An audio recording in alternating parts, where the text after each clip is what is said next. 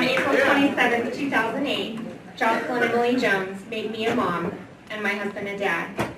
7 pounds, 1 ounce of pure joy. It's truly a gift from God.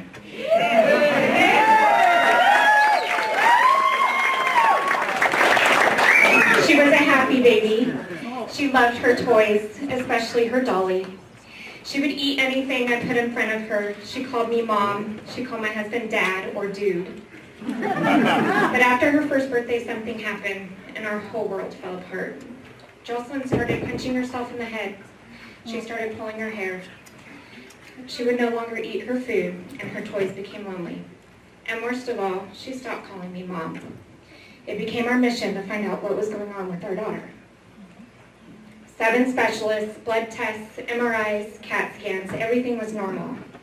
Until February 9th, 2010, our daughter was diagnosed with Rett syndrome. Rett syndrome, Jocelyn is 7 years old now, and you can see here how Rett syndrome affects her every day. However, she's cognitive for age. She suffers with scoliosis, tube feeds, seizures. Sometimes Rett syndrome is described as having multiple symptoms all in one little girl. Can you imagine having autism, cerebral palsy, Parkinson's, epilepsy, and anxiety, and then deal with terrible tubes on top of that? Rett syndrome happens only in girls. There's one mutation on one gene on the X chromosome that causes Rett syndrome. However, it's not hereditary. Jocelyn has 2 sisters and they do not have Rett.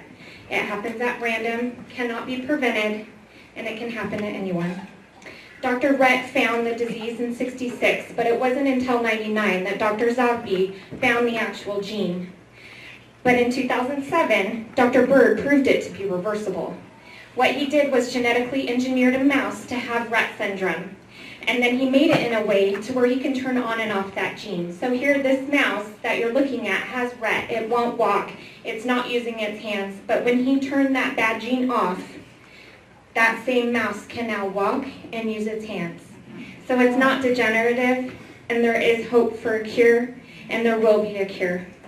In 2008, a fellow Rett mom co-founded Rett Syndrome Research Trust.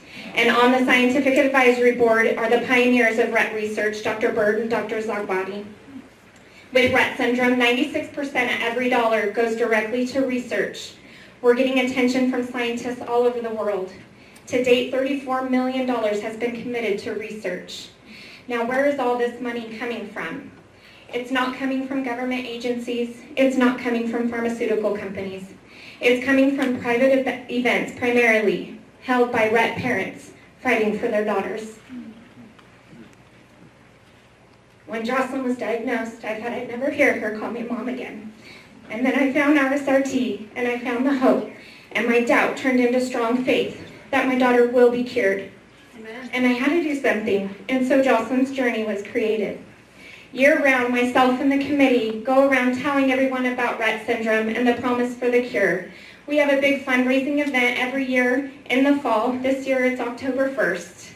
And we raise money for research to cure Rett syndrome. Like RSRT, we are very lean. We have 0 overhead. Everything is donated. A local high school feeds us. Local businesses donate for our auction and raffle, and it's just a great evening. We even had Miss California there supporting our cause. And it humbles me, and I'm so excited to tell you guys that right here in this great high desert, we've raised $334,000 in